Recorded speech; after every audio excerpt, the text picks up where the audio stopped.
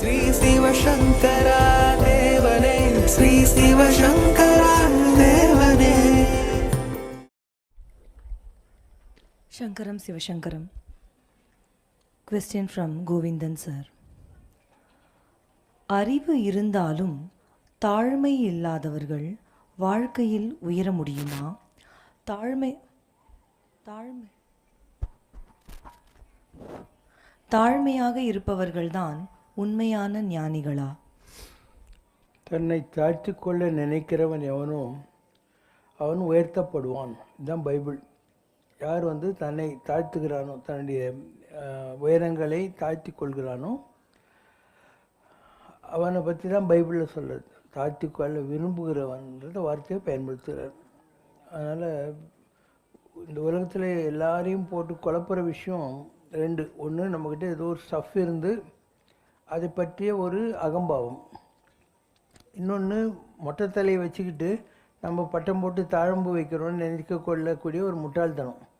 ரெண்டுமே உலகத்தில் இருக்கிற விஷயங்கள் தான். இருந்து அதை பற்றி சந்தோஷப்படுறது, பெருமைப்படுறது, இல்லாதது இருக்கிறதா கற்பனை பண்ணிக்கிறது. இந்த ரெண்டு மனோபாவங்களும் உலகத்தில் இருக்கிறது. இப்போ திருவள்ளுவர் என்ன சொல்கிறாரு? காக்க பொருளா அடக்கத்தை ஆக்கம் அதனே நூங்கு இல்லை உயிர்க்கு அப்படிங்கிறார். அடக்கத்தை நீங்கள் காப்பாற்றுங்க, அதுதான் எல்லாத்தோட பெரிய விஷயம். ஒருமையுள் ஆமை போல் 5 அடக்கல் ஆற்றின் எழுமையும் ஏமாப்பு உடைத்துங்கிறார்.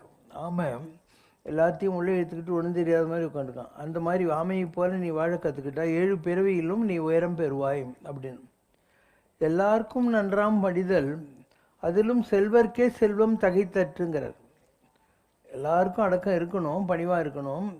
அதுலேயும் பணக்காரன் அப்படி இருந்துட்டான்னா அது அவனுக்கு இன்னொரு பணம், இன்னொரு செல்வம்ங்கிற அர்த்தத்தில் சொல்கிறாரு. அதில் திருவள்ளூர் ஒரு 10-20 குறள் இதை பற்றி சொல்லியிருக்கார், அடக்கத்தினுடைய மேன்மைகளை பற்றி. எல்லாத்தோட முக்கியமாக அவர் சொல்கிறது, அடக்கம் அமரருள் உய்க்கும், அடங்காமை ஆறுருள் உய்த்து விடுங்கிறார். நீ அடக்கமாக இருந்தாக்கா சொர்க்கத்துக்கு போவேன், அடக்கமாக இல்லைன்னா நரகத்துக்கு போவேன்னு சொல்லி அந்தளவுக்கு இதுக்கு ஒரு இம்பார்ட்டன்ஸ், ப்ரியாரிட்டி கொடுத்துருக்காரு. அடக்கமாக இருக்கிறதுல நமக்கு என்ன நஷ்டம்? இந்த உலகத்தில் இருக்கிற எல்லாருமே நம்மள மாதிரியே தான். நாளைக்கு சுடுகாட்டுக்கு போன பின்னால் அரசனும் ஆண்டியும் ஒன்றே தான், எல்லோரும் ஒன்றே தான். அதனால் மற்றவங்க நம்மளை மதிக்கணும்னு சொல்லக்கூடிய ஒரு ஃபால்ஸ் ஹுட் இருக்கு இல்லையா, அதுதான் இந்த பிரியத்துக்கு காரணம். விளம்பர பிரியம், நம்மளை பெரிய ஆளுன்னு காட்டணும். இதுக்கு இங்கிலீஷில் ஹோலியர் தேன் தவ் ஆட்டிடியூட்னு சொல்லுவாங்க. அதனால் என்ன நடக்க போகுது? ஒன்றும் இல்லை, எல்லாருமே ஒன்று தான். உலகத்தில் யாரும் பெரியவங்க இல்லை, யாரும் சின்னவங்க இல்லை. பெரியோர் என வியத்தலும் இளமே, சிறியோர் என முனிதலும் இளமே தான் பொன்னானூர். நம்மளோட பெரியவங்கன்னு யார் பார்த்தும் நம்ம மிரளவும் கூடாது, நம்மளை விட சின்னவங்க நம்ம யாரையும் ஹியூமிலேட் பண்ணி இன்சல்ட் பண்ணவும் கூடாது. எல்லாரையும் ஒரே மாதிரி. ஒரு பேரூராற்று படுவும் புனைங்கிறார். ஒரு கட்டையை தூக்கி தண்ணியில் போட்டால் அது தனக்கு சம்மந்தமே இல்லாத மாதிரி தண்ணியினுடைய போக்கில் போய் நேருக்குமா. அந்த மாதிரி இந்த உலகத்தில் நமக்கு இந்த உலகத்துக்கு நமக்கு சம்மந்தமே இல்லைன்ற மாதிரி. உலகத்தோடு ஒட்ட ஒழுகலும் உலகத்தோடு ஒட்டாது ஒழுகலும் தவம் அப்படிங்கிறாரு. உலகத்தோடு ஒட்ட ஒழுகல்னு என்ன? மற்றவங்க குளிக்கிறாங்க, சாப்பிட்றாங்க, ட்ரெஸ் பண்ணிக்கிறாங்க, இதெல்லாம் நம்மளும் செய்யணும். இல்லை, எல்லாருமே கிராப் வச்சுருக்கிற இடத்துல போனால் ஆட் நம்பர் மொட்டை. எல்லோரும் மொட்டை போட்டுனுக்கிற இடத்துக்கு ஒருத்தன் கிராப் வச்சுன்னு போனால் வார்டு நம்பர். அதனால் எதுவுமே இந்த உலகத்தில் ஒரு மெஜாரிட்டி வைத்து கொண்டு வருகிற விஷயங்கள். அதனால் எல்லோரும் என்ன செய்கிறாங்களோ அதை நம்ம செய்யலாம், ஒன்றும் ப்ராப்ளம் இல்லை. உலகத்தோடு ஒட்ட ஒழுகல்னால் அதுதான். ஒட்டாது ஒழுகல்னால் என்ன? தாமரை இலை தண்ணீர் போல் இருக்கணும், எல்லாத்தோடு இருக்கணும். ஆனால் தாமரை இலை தண்ணியில் ஒட்டவே ஒட்டாது. அந்த மாதிரி நாம் இருக்கணும். பற்றற்று வாழ கற்றுக்கொள்ளணும். ஒரே ஒரு பற்று தேவைங்கிறார் திருவள்ளுவர். பற்றுக்க பற்றத்தான் பற்றினை. எந்த பற்றும் இல்லாத ஒருத்தன் இருக்கான் இல்லையா, பெருமாள்னு பேர், சாமின்னு பேர். பெருமாள்னு நீ வெங்கடாதிபதினு நினைக்கவே தேவையில்லை, பெருமாள். அதுக்கு மேலே யாரும் இல்லை. ஆம்னி பொட்டன்ட் இல்லை, ஆம்னி பர்சன்ட், ஆம்னிசியன்ட்னு வச்சுக்கோ. அதனால் பற்றுக்க பற்றத்தான் பற்றினை. எதுக்காக? அப்பற்றினை பற்ற விடற்கு. இந்த உலகத்தில் இருக்கிற மற்ற பற்றெல்லாம் போகணுன்னா ஏதோ ஒரு பற்றை பிடிச்சிக்க வேண்டியிருக்கும், அது பகவான் அப்படிங்கிற வார்த்தை. அப்போ அந்த கடவுளுடைய பாதங்களை பற்றா என்ன ஆகும்? பற்றி நின்ற பாவங்கள் பாற்ற வேண்டில் நம்மை பிடித்திருக்கக்கூடிய பாவமெல்லாம் போகணுன்னா அரகரா என்று ஆரூரா என்றே அரற்றான் இல்லை. சிவபெருமானே அரகரான்னு சொல்லி இந்த உலகத்தில் எப்பயும் புலம்பிக்கிட்டே வாழ கற்றுக்கோ, அந்த மாதிரி இது. அப்போ அழக்கற்றுக்கொள் தொழக் கற்றுக்கொள். ஏன்னா ஆடி ஆடி அகங்குழைந்து நாடி நாடி நரசிங்கா என ஊற்றெழும் கண்ணீர், அதனால் கண்ணில் தண்ணி வரணும், நான் நரசிங்கா நரசிங்கான்னு சொல்லணும். அந்த மாதிரி இருந்தால் வம்மின் உலகியலீர் மரணமில்லா பெருவாழ்வு வாழ்ந்திடலாம் கண்டீருங்க. உலகத்தில் இருக்கிறவங்கலாம் வாங்க, நான் மரணத்தை கூட கான்கொயர் பண்ணிட முடியும் அப்படின்னு அர்த்தம். இப்போ அடக்கம் நல்ல விஷயம் தானே. அது நீ ஊங்கு இல்லை உயிருக்கு, அதுக்கு மேலே ஒன்றுமே கிடையாதுன்னு திருவள்ளுவர் சொல்லிட்டாரு. அது இருந்தாவே நீ தெய்வத்துக்கு இணையான ஆளுன்னு சொல்லிட்டாரு. அதனால் நம்ம கவலையே பட தேவையில்லை. அடக்கமாக இருக்கிற வித்தியை கற்றுக்கலாம். மற்றவங்களை நம்ம மதிச்சா என்ன, மதிக்கா கட்டினா. There are two things. ஒன்று வந்து செல்ஃப் எஸ்டீம். நம்மக்கிட்ட ஒரு திறமை இருந்து ஒரு நல்ல குணம் இருந்து அதை பற்றி நம்ம தெரிஞ்சு வச்சுருந்தா அது எஸ்டீம்னு பேர். அதுக்கு தருகன் பெருமிதம் அப்படிங்கிற வார்த்தையை யூஸ் பண்ணுறாங்க. இன்னொன்று வந்து falsehood, that is called ego, அகங்காரம், நான் என்று சொல்லக்கூடிய உணர்வு. So ego is wrong and self esteem is good. ஆனால் self esteem need not exhibit it self out and you should know that you have this worth.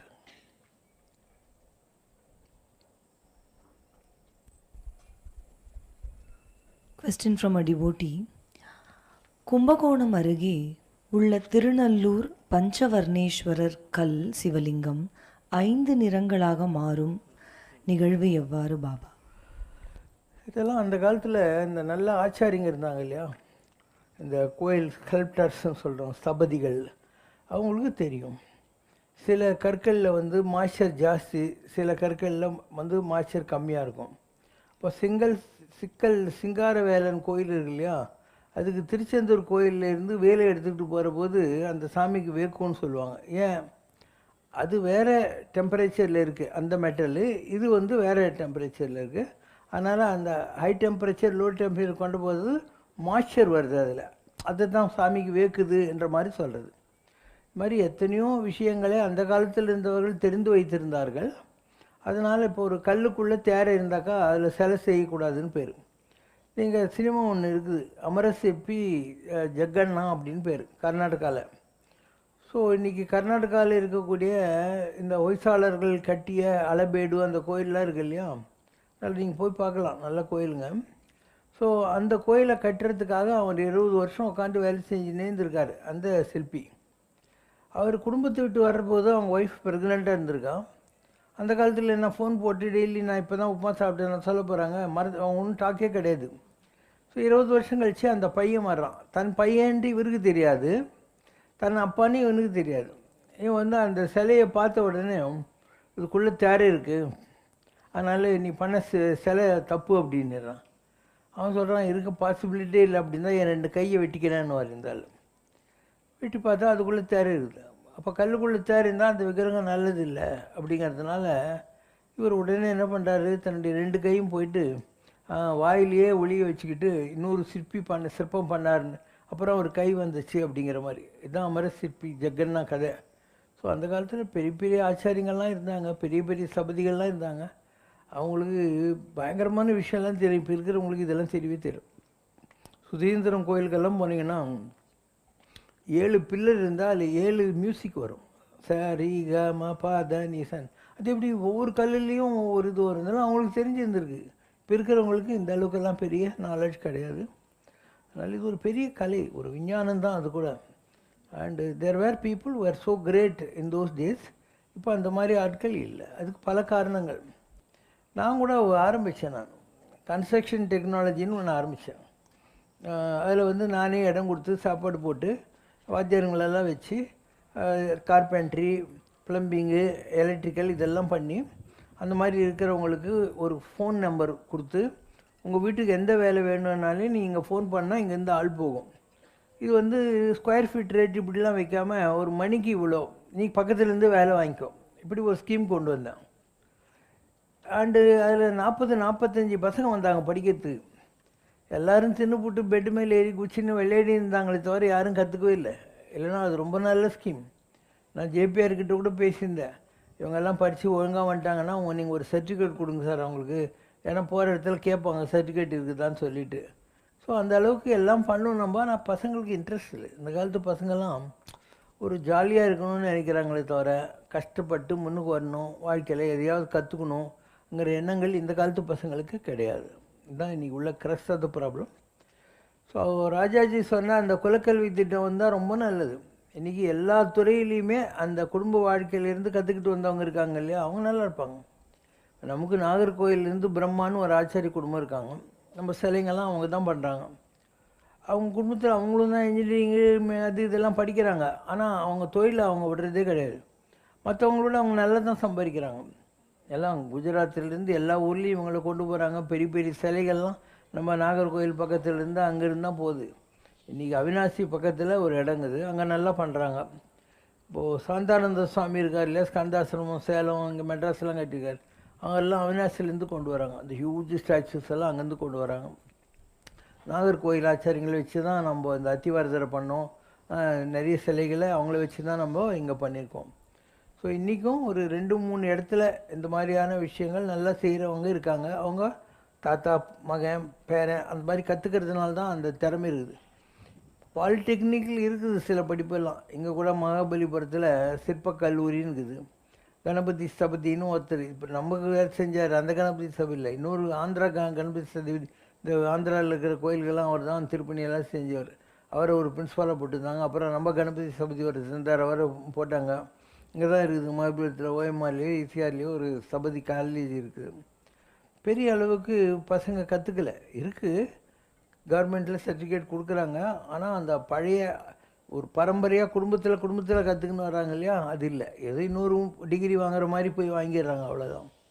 So பல விஷயங்கள் இன்றைக்கி அழிஞ்சு போச்சு. எத்தனையோ கலைகள், ஆய கலைகள் 64னையும் ஏய உணர்விக்கும் எண்ணம்மை தூய உருப்பங்கு போர்வால் என் உள்ளத்தே இருக்க யாதொன்றும் வாராத இடம் குமரகுருபர் சொன்னார். 64 கலைகள் இருக்கான். இதெல்லாம் தெரிஞ்சவங்க யாராவது இன்றைக்கி இருக்கிறாங்களா? ஒரு நேரம் இருந்தாங்க. வேதாந்த தேசிகர்னு ஒருத்தர் இருந்தார். காஞ்சிபுரத்தில் வரதராஜ சாமி கோயிலில் இருந்தார். அவருடைய ஃப்ரெண்டு வித்யாரண்யர்ன்ட்டு விஜயநகர சாம்ராஜ்யம் இருக்கு இல்லையா, ஹம்பி, ஹலபேடு, சிருங்கேரி, அதுக்கெல்லாம் குருவாக இருந்தவர் இவருக்கு சொல்கிறார், நம்ம 2 பேரும் ஒன்றா படித்தோம், நான் இப்போ ராஜ குருவாக இருக்கேன்னு இங்கே வந்துடுன்னு. அவர் சொல்கிறார், அங்கே வந்து ராஜாவை முகஸ்துதி பண்ணுறதுக்கு நான் இங்கேயே வரதராஜ சாமி கோயிலில் புளிசாதம் சாப்பிட்டு நிம்மதியாக இருந்துக்கிறேன்னு சொன்னார். அவரை பிடிக்காதவங்க என்ன பண்ணுறாங்க, ஒரு ஊமையை கொண்டு போய் அவர்கிட்ட விட்டு எனக்கு கல்யாணத்துக்கு காசு வேணும்னு கேட்குறாங்க. இவர் மகாலட்சுமி கிட்ட ப்ரே பண்ணுற போது அந்த அம்மா சொல்கிறா, அவன் பரம தரித்திரன், ஊமையானதுக்கு காரணமே அவனுக்கு தலையெழுத்துனால இல்லை, நீ போய் அவனுக்கு கேட்குறியேன்னு. இது எனக்கு வச்ச பரீட்சை இல்லை, உனக்கு வைக்கிற பரீட்சைன்னொடனே சரி நீ வந்து எவ்வளோ கோணியில் பிடிக்கிறானோ அவ்வளோதான் அவனுக்குன்னு. ஸோ இவர் வேதாந்த தேசிகர் பாடுறாரு, அவன் கோணியை ஆசையில் உலுக்கி பிடிக்கிறானா, எல்லாம் கீழே போயிடுது, கொஞ்சம் தான் அவனுக்கு கிடச்சிது.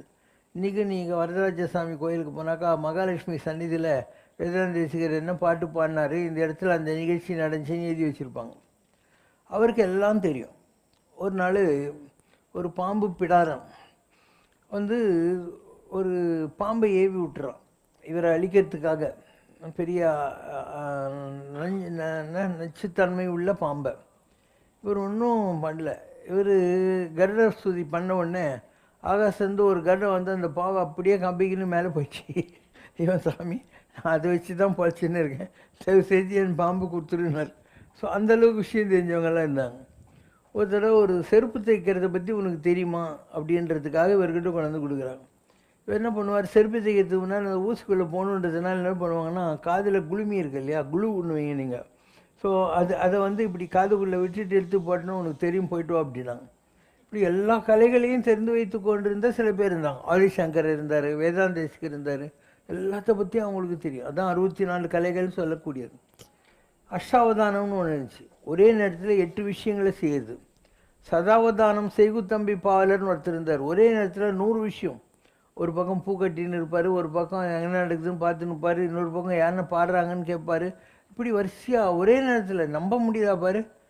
சதாவதானம்னா 100 விஷயங்களை ஒரே நேரத்தில் செய்கிறவன். அஷ்டாவதானம் இப்படி நிறைய விஷயங்கள்லாம் இருந்தது. இன்றைக்கி அந்த அளவுக்கு ஜனங்களுக்கு ஐக்யூ கிடையாது. அதாவது நம்ம பிரெயினில் நாம் ஹார்ட்லி 8% தான் யூஸ் பண்ணுறோமா, 92% யூஸ் பண்ணுறதே இல்லையா. அது யூஸ் பண்ணாமல் இருக்கிற போது அது வேலை செய்கிறது கம்மியாகினே போகும். இப்போ நீ வந்து டெய்லி ஓடினே இருந்தியானாக்கா நல்லா ஓட ஆரம்பிப்பியா? எப்பயோ ஒரு நாள் ஓடினான்னா உன்னால் முடியாது. அந்த மாதிரி எந்த ஒன்றுத்துக்கும் சித்திரமும் கைப்பழக்கம் செந்தமிழும் நாம் பழக்கங்கிற மாதிரி ப்ராக்டிஸ்லேயே இருந்தாக்கா அந்த level of learning level of performance ஜாஸ்தியாகிட்டே இருக்கும். இந்த குழந்தைங்கள்லாம் ஏதோ பெயிண்டிங் கொண்டாடுறாங்க, அப்படியே வரைஞ்சி நாளடைவில் கொஞ்சம் நல்லாவே வரைய ஆரம்பிச்சிடுவாங்க இல்லையா? நல்லா வரைய பார்த்து இங்கேயே நிறைய பேர் இருக்காங்க. So it's a question of practice. அந்த நம்மளால் முடியுன்ற ஒரு நம்பிக்கை, இந்த ரெண்டும் இருக்கணும். அந்த நம்பிக்கை இல்லாமல் எதுவுமே விளங்காது. முடியும்னு நினச்சிட்டா அந்த பவர் நமக்குள்ளேருந்து எங்கேயோ வருது. மேனிஃபெஸ்டேஷன் ஆஃப் த பெர்ஃபெக்ஷன்னுவாங்க. நீ ஒரு பூர்ணத்துவமான ஆள், உங்கள்கிட்ட ஒரு டாக்டர் இருக்கார், ஒரு இன்ஜினியர் இருக்கார், ஒரு வக்கீல் இருக்கார், ஒரு வாத்தியார் இருக்கார், ஒரு ஸ்கல்ப்டர் இருக்கார், ஒரு பெயிண்டர் இருக்கார், ஒரு மியூசிக் ஆள் தெரிஞ்சார், ஒரு டான்ஸ் இருக்கார், எல்லாம் உங்கள்கிட்ட இருக்குது.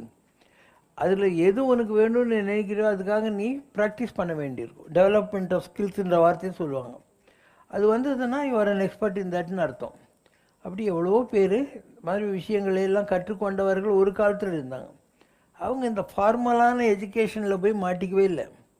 இந்த ஸ்கூலில் போய் படிக்கிறது, 8 மணி நேரம் சும்மா பெஞ்சை தேய்ச்சிட்டு வர்றது, ஸ்கூலில் படிக்கிறேன்னு சொல்லிவிட்டு படிக்க முடியலன்னு டியூஷன் வச்சுக்கிறது, டியூஷன் வாத்தியார்கிட்ட போயிட்டு ஸ்கூலில் படிக்கலான்னு நினைக்கிறது, இங்கேயும் விளங்குறதில்ல அங்கேயும் விளங்குறதில்ல. இப்படி தான் பணமும் வேஸ்ட்டாக இருக்குது, டைமும் வேஸ்ட்டாக இருக்குது.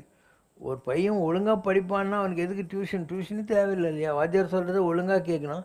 தெரிலன்னா எழுந்திரிச்சு சார் எனக்கு தெரியல சார்னு கேளு, அதுக்கு தான் அந்த ஆளுக்கு சம்பளம் கொடுக்குறாங்க இல்லையா? இன்றைக்கி இப்படியும் இல்லை அப்படியும் இல்லை, எல்லாம் ரெண்டு கட்டான்ற மாதிரி ஒரு சுச்சுவேஷனில் போயிட்டுருக்கு. நிஜமாக பார்த்தா படிக்கிறதுக்கு ஒன்றுமே இல்லை இந்த காலத்தில். ஜனங்க ஒரு மித்து கிரியேட் பண்ணிட்டாங்க. இந்த மெக்காலேஜ் எஜுகேஷன் வந்த உடனே தான் இந்த மிட்டெல்லாம். அந்த காலத்தில் அப்படி இல்லை. குருகுலம்னு ஒரு வாத்தியார் வீட்டில் கொண்டு போய் விட்ருவாங்க பிள்ளைங்கள. படிக்கிறவங்களே ரொம்ப கம்மியாக அந்த காலத்தில். அவங்க வாத்தியாரம்மா அவங்களுக்கு சமைச்சு போட்டுருக்கோம். வாத்தியார் வீட்டுக்கு இவங்க விறகு சொல்லியெல்லாம் பொறிக்கணும் போய் சமைக்கிறதுக்கு ஹெல்ப் பண்ணுவாங்க. மற்ற நேரத்தில் வாத்தியார் தினப்பள்ளிக்கூடம்னாக்கா அவரே பாடலாம் கற்றுக் கொடுப்பார். இப்படிலாம் இருந்தது. கிருபானந்த வாரியார் இருந்தார்.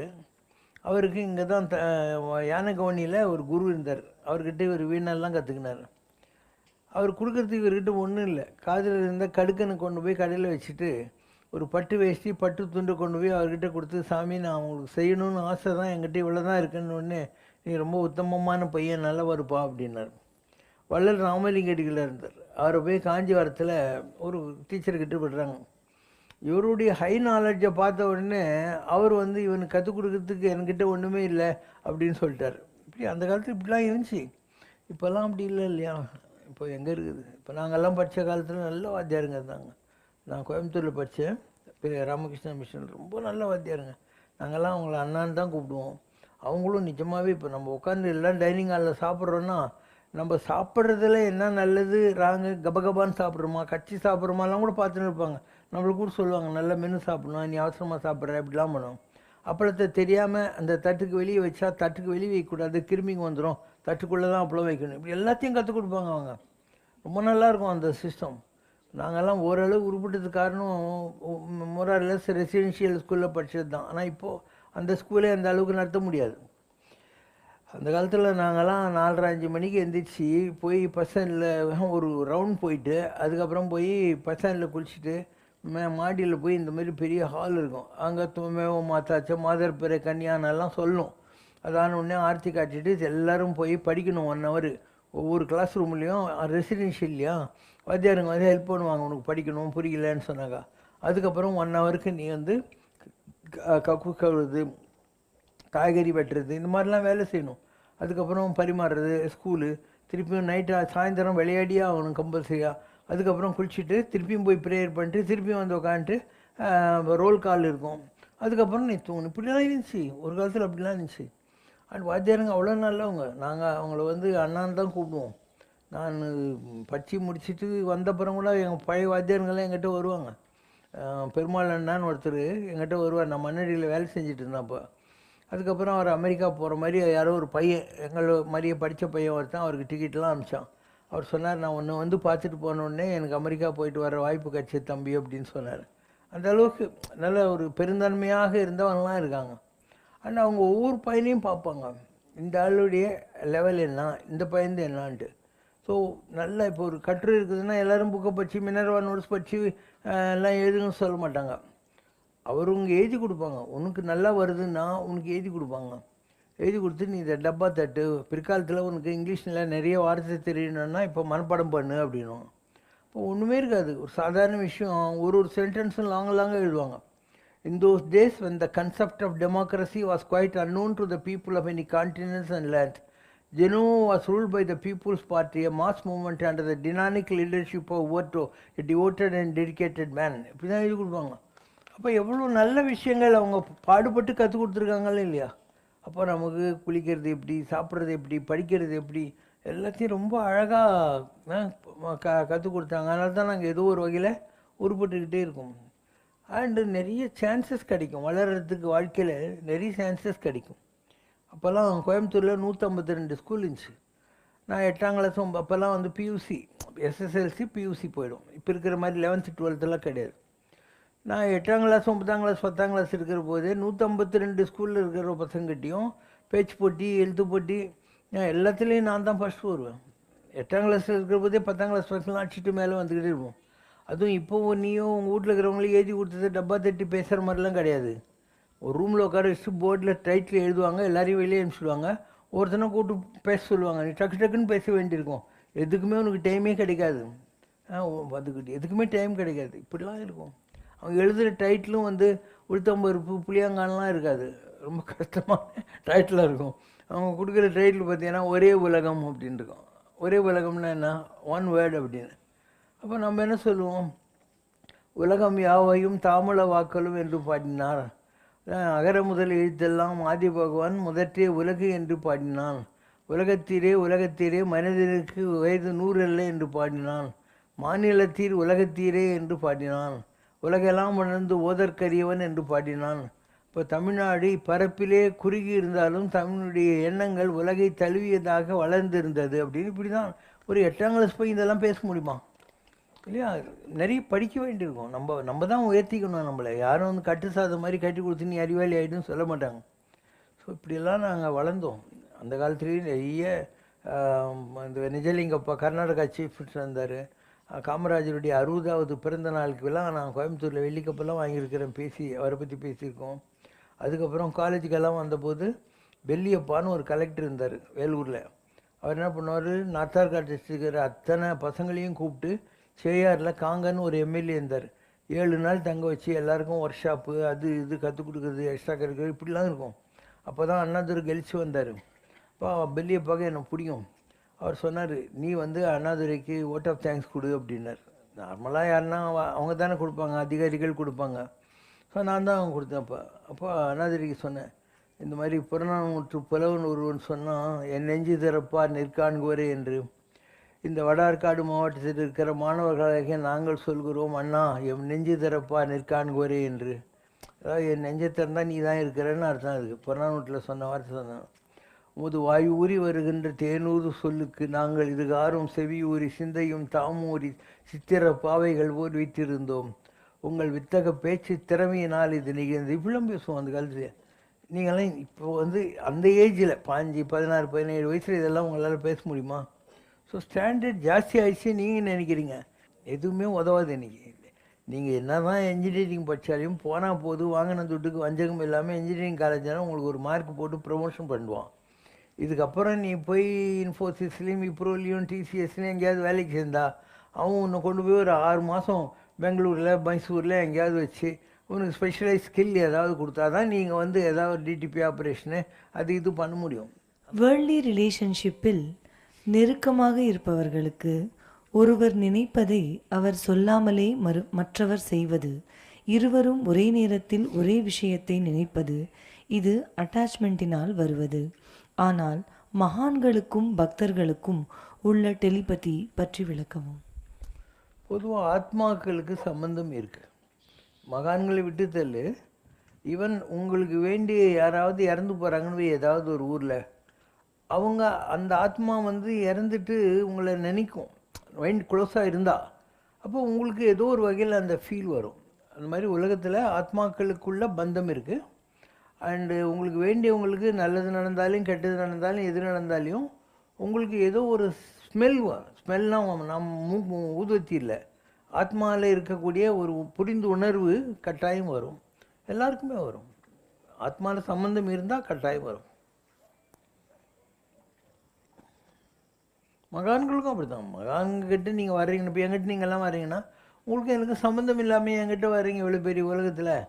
அது மாதிரி எந்த சாமியார்கிட்ட நீ போனாலையும் அவருக்கும் உனக்கும் ஏதோ ஒரு கனெக்ஷன் இருக்கும், ஒரு விட்டக்குறை தொட்டக்குறை இருக்கும். அங்கே நீ போனாக்கா உன் பேங்க் மாதிரி அந்த சாமியார். உனக்கு ஐஓபியில் துட்டு இருக்குதுன்னா நீ ஐஓபியில் போய் செக் கொடுத்தா துட்டு கொடுக்க போகிறான். அந்த மாதிரி நீ இதுக்கு முன்பிறவிகளில் ஒரு கனெக்ஷன் இருக்கும். அந்த கனெக்ஷனால் நீ அந்த சாமிக்கிட்ட போவ. அங்கே போய் ஏதோ உனக்கு நல்லது நடக்கும், அப்படி உனக்கு நம்பிக்கை நடக்கும். இதெல்லாம் எப்படி ஒரு கொடுக்கல் வாங்கல்ன்றவும் அந்த மாதிரி ஆன்மாக்களுக்குள்ளேயும் ஒரு கொடுக்கல் வாங்கல் இருக்குது. நான் ரொம்ப நாளைக்கு முன்னாலேயே சொல்லியிருக்கேன், எந்த ஒரு சாமியாரும் உனக்கு ஒன்றும் பண்ணி கீக்கிறது இல்லை, அவன் தான் உனக்கு பாக்கின்ற புதிய தத்துவத்தை நான் சொன்னேன். இது வரைக்கும் யாருமே சொன்னது இல்லை. ஒரு சாமியார் ஆகிறான்னா அதுக்கு முன்னாடி அவன் பைராகியாக ஊராக கோயில் குளம் பிடிச்சின்னு சுற்றிருப்பான். அப்போ நீ இதுக்கு முன்பிறவியில் அவனுக்கு சொல்லியிருப்ப, சாமி என் வீட்டு திண்ணையில் படுத்துக்கோ, கஞ்சி சாப்பிட்டு போயிருந்தா ஒரு வேஷ்டி கொடுக்குறேன் அப்படின்னு ஏதோ கொடுத்துருப்ப. அதுக்கு அவன் ஞாபகம் வச்சுன்னு இந்த பிறவியில் ஆத்மாவில் ஞாபகம் இருக்கும், பதிவுகள் இருக்கும்.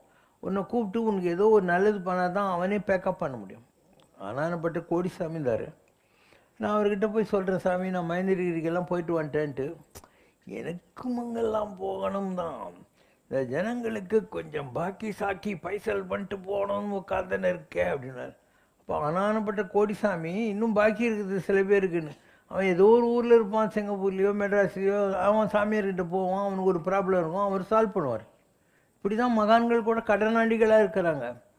ஒரு பையன் கிராமத்தில் இருப்பான், அந்த ஊரில் யாரோ ஒரு மயிலாரு நாய்க்கரு யாரோ இருப்பாங்க. நீ நல்லா படிக்கிறேன்னு சொன்னார் வாத்தியார், நான் உனக்கு ஃபீஸ் கட்டுறேன், புக்கெல்லாம் வாங்கி கொடுக்குறேன், எங்கள் வீட்டில் சாப்பிட்டு நல்லா படித்து பெரிய ஆளாக வாடான்னு. அவன் ஆகிட்டு அதே டிஸ்ட்ரிக்ட் கலெக்டராக வருவான். வர முடியாதுன்னு சொல்ல முடியாது. நம்ம ஸ்கூலில் ஒரு பையன் படித்தான், அவன் மொரிஷியஸ்லேருந்து இங்கே படிச்சுருந்தான், நாராயண் சர்மான்னு பேர். அவன் இதே காஞ்சிபுரத்துக்கு டெப்டி கலெக்டர் வந்தான். இப்போது போன வருஷத்துக்கு முந்தின வருஷம். இப்போ அவன் இல்லை. அதனால் இது எப்படி நடக்கும்னு சொல்ல முடியாது. ஸோ அதே ஊருக்கு வரான். ஜனங்கள்லாம் இப்போ அப்ளிகேஷன் வச்சு நிற்கிறாங்க ஏதோ குறைக்கு. நேராக போய் காலிங் பெல் அடிச்சு போய்னு கூப்பிட்டு, அங்கே பச்சை வேஷ்டி கட்டின்னு ஒருத்தர் இருக்கார், அவர் பேர் வேதாச்சல மொழியாரான்னு கேட்டுட்டு கூட்டணுவான் அப்படின்றான். இவர் போய் நீங்கள் வேதாச்சல மொழியாரான்னு, ஆமான்றார். கலெக்டர் உங்களை கூப்பிட்றாரு. அவர் உடனே கலெக்டர் எந்திரிச்சு நிற்பு, நல்லா இருக்கிறீங்களாயா அப்படின்னாரு. இவர் உட்காந்தவர்னா அவன் உட்காருவான், என்ன சாப்பிட்றீங்க அப்படின்வான். இவருக்கு என்னடா இவன் யாருன்னே தெரியல, நம்மளை கூப்பிட்டு பேர்லாம் சொல்கிறான், உங்களுக்கு என்ன வேணும் நான் பண்ணி வைக்கிறேன்றான். அப்போ சொல்லுவான், நான் தான் அந்த 3வது வீட்டு முனுசாமி பையன், நீங்கள் படித்து வச்சு தான் நான் கலெக்டர் ஆகிறேன், நான் உங்களுக்கு என்ன வேணும் என்ன பண்ண சொல்லுங்கள் அப்படின்னா. அந்த மாதிரி ஒரு மகானுங்கிறவன் ஏதோ ஒரு வகையில் நீ கலெக்டர் ஆகிவிட்டான் கடவுள்கிட்ட. நீங்கள் ஏதோ ஒரு பிறவியில் அவனுக்கு நல்லது பண்ணியிருக்கீங்க, அதை ஞாபகம் வச்சுன்னு உங்களை வர வச்சு, உங்களுக்கு கல்யாணம் ஆகணுமா, குழந்தை இல்லையா, படிப்பு வேணுமா, பணம் வேணுமான்னு எதையாவது அவன் கொடுத்தா தான் அவன் கடனே கழியும்.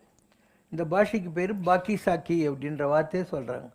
பாக்கி சாக்கி யார்? அவங்க. இப்போ கோடிசாமி பட் மாதிரி ஒரு ஆளே நான் ஜனங்களுக்கு பாக்கி சாக்கி அதுக்காக தான் உட்காந்து நிற்கிறேன், அவன் கடன் கழிக்கணும்னு சொல்கிறாரா இல்லையா? அப்படி தான் ஆன்மீகம். ஆன்மீகன்றது ரொம்ப அற்புதமான ஒரு பாஷை. எந்த சாமியாரும் உனக்கு ஒன்றும் பண்ணுறது இல்லை. உன் பேங்க் அவன். நீ அவங்ககிட்ட போனால் உனக்கு நல்லது நடந்தே ஆகும். இது காக்கா உட்கார பனம்பழம் ஒழிச்சா இல்லை பனம்பழம் விடுற நேரத்தில் காக்கா போய் உட்காந்துச்சான்ற வித்தை யாருக்குமே தெரியாது. அதே மாதிரி தான் இந்த உலகத்தில் எல்லாம். அன்பு வெறுப்பு கூட அப்படி தான். முன்பிறவியில் நீ அன்பு கொடுத்துருந்தா இப்போ அன்பு வரும்.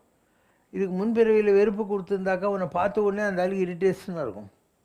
ஒரு ராஜா டெய்லி தேரில் போவான், 2 பக்கம் ஜனங்க நின்று கும்பிடுவாங்க, இப்படி கையாட்டினே போவான். ஒரு நாள் அந்த க்யூவில் நிற்கிற ஒரு டிம்பர் மர்ச்சன்ட்டு விறகு மண்டி வச்சுக்கிறான் இல்லையா, அவனை பார்த்த உடனே ராஜாவுக்கு அவனை வெட்டணும் போல இருந்துச்சு.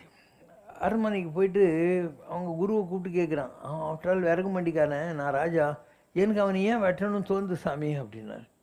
அப்போது அவர் சொன்னார், நீ ஏதாவது குடோனில் வாங்கி அடுக்கியிருக்கியான்னு. ஆமாம் சாமி, 3 லோடு அவன் அந்த விறகு மண்டிக்காரன் 3 லோடு சந்தன கட்டை வாங்கி அடுக்கியிருந்தான். அவன் இந்த ராஜா மண்டையை போட்டால் நல்லாயிருக்கும், இவன் எரிக்கிறதுக்கு இந்த சந்தன கட்டெல்லாம் வாங்குவாங்களே நினச்சான். அவன் கெட்ட எண்ணத்தோடு ஒன்று பார்த்தனாலும் உனக்கு கெட்ட எண்ணம் வந்துச்சு.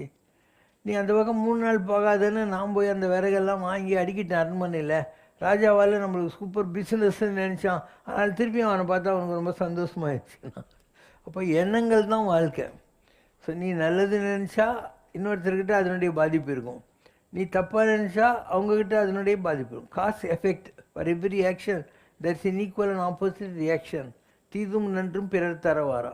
உலகத்தில் யாரும் நல்லது கொடுக்கறதில்ல, யாரும் கெட்டது கொடுக்கறதில்ல. ஹோல் லைஃப் இஸ் பாக்கி சாக்கி, ஹோல் லைஃப் இஸ் குடுக்கல் வாங்கல். புராணங்களில் கூறப்படும் பூதகணங்கள், கந்தர்வர்கள் மற்றும் தேவர்கள் யார்? அவர்களுக்கிடையே உள்ள வேறுபாடுகள் என்ன? அவர்கள் வசிக்கும் உலகங்கள் மற்றும் மனிதர்களுடன் அவர்களுக்கு உள்ள தொடர்பு என்ன? 33 கோடி தேவர்கள் இருக்காங்க. நீங்கள் உலகத்தில் இன்றைக்கி ஒரு 500 கோடி ஜனம் இருக்குதா, அதே மாதிரி அங்கே 33 கோடி பேர் இருப்பாங்க தேவர்கள். அதில் வித்தியாசமான ஒர்க் பண்ணுறவங்க இருக்காங்க இல்லையா, யட்சர்கள், கிண்ணறர்கள், கந்தர்வர்கள், கிம்புருடர்கள், இந்த மாதிரி அந்த 33 கோடியிலையும் பிரிவுகள் இருக்கின்றன. ஒவ்வொருத்தருக்கும் ஒரு வேலை. இப்போ உங்கள் ஊரில் இந்த பிபி வாசிக்கிற நாதஸ்வர வித்வான்கள் நீங்கள் வீட்டில் வந்து கூப்பிட்றீங்க இல்லையா, பழைய காலத்தில் அவங்களுக்கு மருத்துவர்கள்னு பேர். இப்போ வந்து டாக்டர் ஃபீல்டு தனியாகிடுச்சு. அந்த காலத்தில் கிராமத்தில் மருத்துவர்னால் அவர் தான் பார்பரு, அவரே தான் வாத்தியம் வாசிக்கணும். காலையில் 5 மணிக்கு எழுந்திரிச்சு ஊரே வந்து நல்லா மங்களகரமாக இருக்கணும்னு அவங்க பண்ணுவாங்க.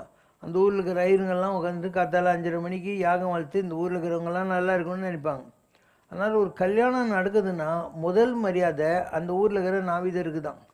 அவங்க கூப்பிட்டு அவங்களுக்கு வேஷ்டி புடவை எல்லாம் கொடுத்து அவங்களுக்கு மரியாதை செஞ்சுட்டு அப்புறம் ஐயருக்கு கொடுத்துட்டு, இப்படி தான் அந்த காலத்தில் ஒரு சொசைட்டி இருந்தது. யாரும் பெரியவங்க இல்லை, யாரும் சின்னவங்க இல்லை, டிவிஷன் ஆஃப் லேபர். அந்த மாதிரி தேவர்கள்கிட்டையும் இருக்குது. ஸோ இப்போ தேவர்களுக்கு ஒவ்வொருத்தருக்கும் ஒவ்வொரு வேலை இருக்கும் இல்லையா. அதில் கந்தர்வர்கள்ங்கிறவு மியூசிக் பார்ட்டி, தேவலோகத்து மியூசிக் பார்ட்டி. அண்டு யட்சர்கள்ன்றங்க இல்லையா, அவங்க ஒரு விதமான சோல்ஜர் டைப்பான ஆட்கள். இப்படி ஒவ்வொன்றுத்துக்கும் ஒரு ரூல்ஸ் இருக்குது. அவங்களுக்கும் உங்களுக்கு கூட ஏதோ ஒரு கனெக்ஷன் இருக்கும், எல்லாருக்கும் எல்லாருக்கிட்டையும் இருக்காது. அப்போ அந்த கந்தர்வர்கள் அவங்களுக்கு இந்த உலகத்தில் கன்னிப்பெண்கள் தேவைப்படும். அதனால் யாராவது ஏமாந்தவங்க பயந்து சும்மா வந்தால் அவங்ககிட்ட வந்துடுவாங்க. இந்த பொண்ணுக்கு என்ன நடக்குதுன்னு யாருக்குமே தெரியாது. அது கனெக்ஷன் இருந்தாலையும் வரலாம், எல்லாமையும் வரலாம். இந்த பொண்ணு அழகாக இருக்கானா அவன் நினச்சானா வந்து தொலைச்சிடுவோம். இப்படி பல விஷயங்கள் இருக்குது ஆன்மீகத்தில். ஸோ அந்த 33 கோடி தேவர்களுக்கும் போர்ட்ஃபோலியோ மேனேஜ்மெண்ட்டுன்னு இருக்குது. அதை வச்சுக்கிட்டு அவங்கவுங்க அந்தந்த வேலை செய்வாங்க.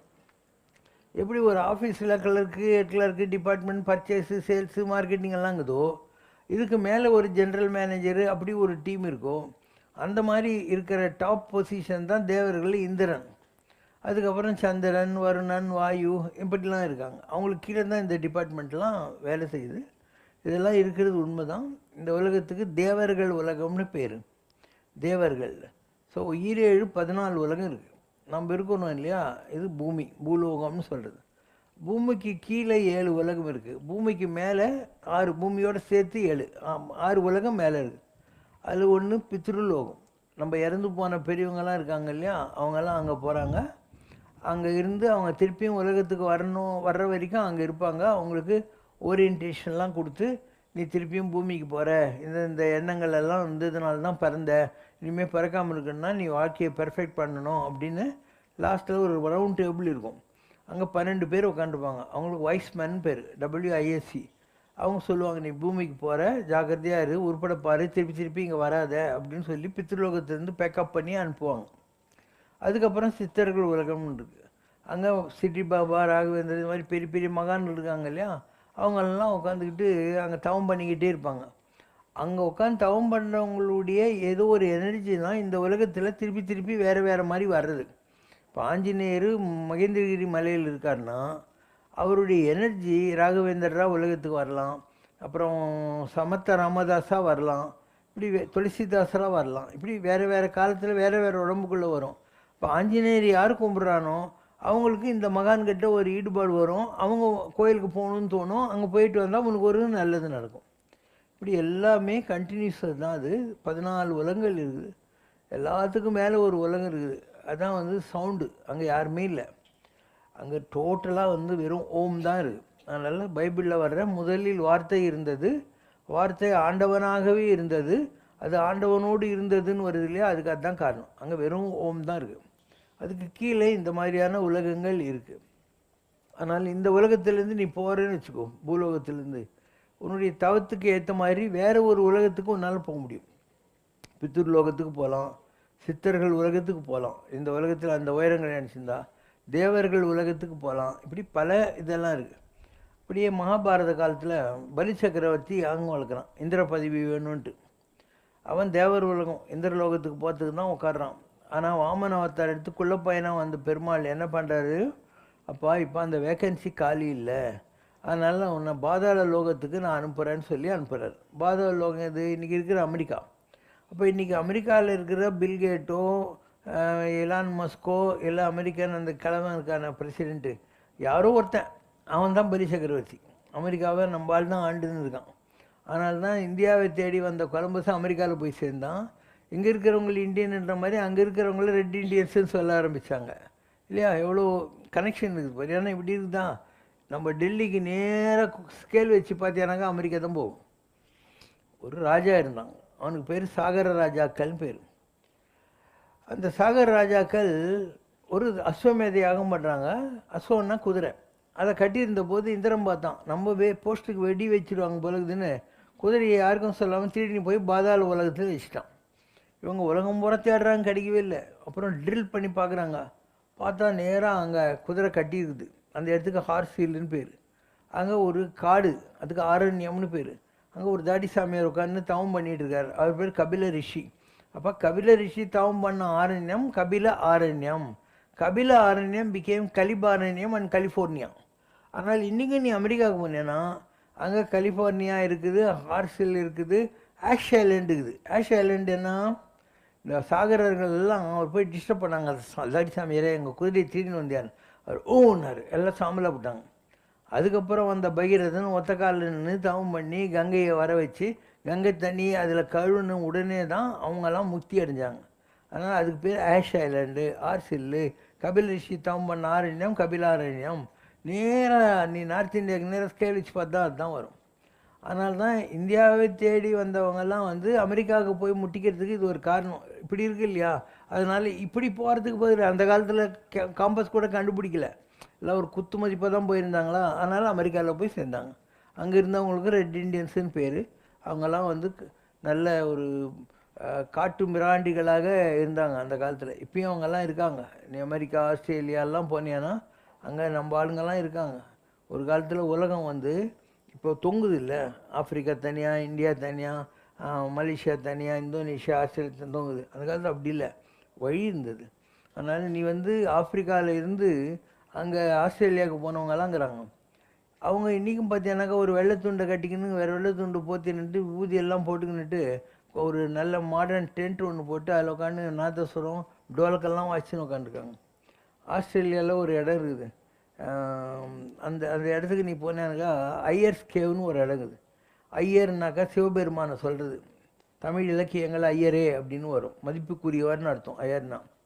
ஸோ ஐயர்ஸ் கேவ்னு ஒரு இடம் இருக்குது, முருகன்ஸ் கேவ்னு ஒரு இருக்குது, ஐயர்ஸ் ராக்குன்னு ஒரு இடம் இருக்குது. இதெல்லாம் அங்கே இருக்குது. அந்த பக்கம்லாம் போனேன்னா இன்றைக்கும் அங்கே காட்டு மிராண்டிகள்லாம் இருக்காங்க. அவங்கெல்லாம் இந்த நம்மள மாதிரியே நம்பிக்கை உள்ளவங்க. மலை மேலே ஏறக்கூடாது, திருவண்ணாமலை மேலே ஏறாது, சுற்றி கிரிபிரச்சனைன்ற மாதிரி அங்கே இருக்கக்கூடிய அந்த மலையை சுற்றி வருவாங்க. அதுக்கு ஐயர்ஸ் ராக்குன்னு பேர் அங்கே இருக்கிற மலைக்கு. அங்கேருந்து ஒரு 2 மைல் போனாக்கா நான் சொல்கிறேன் முருகன்ஸ் கேவ் இருக்குது. முருகன்னு சொல்ல வராது, அந்த MURGAN முருகன் அப்படின்ட்டாங்க. முருகன் தவம் பண்ண இடம்னு சொல்லுவாங்க. அதே மாதிரி அமெரிக்காவில் ஒரு 2-3 இடம் இருக்குது. நம்ம ஊரில் பாதாள புவனேஸ்வர்னு ஒரு இடம் இருக்குது. இங்கே விசாகப்பட்டினத்துக்கிட்ட புர்ரா கேவ்ஸ்னு ஒரு இடம் இருக்குது. இதெல்லாம் பெரிய மலைகளுக்குள்ள கடல் தண்ணி அரிச்சு போயிட்டு அதில் இந்த மாதிரி உருவான இடங்கள் தான். அது நீ பல இடங்களில் இந்தியாவில் இந்த உலகத்தில் இந்த மாதிரி இடம் இருக்குது. அதெல்லாம் ஒரு காலத்தில் நல்ல ஒன்றா இருந்த இடங்கள் கடல் தண்ணி அடிச்சுன்னு போனதுனால இன்றைக்கி அந்த மாதிரி வந்துடுச்சு. பல இடங்களில் இருக்குது இந்த மாதிரி. நம்ம ஊரில் நீங்கள் போய் விசாகப்பட்டினம் பாருங்கள், நம்ம ஆளுங்களுக்கு மார்க்கெட் பண்ண தெரியாது.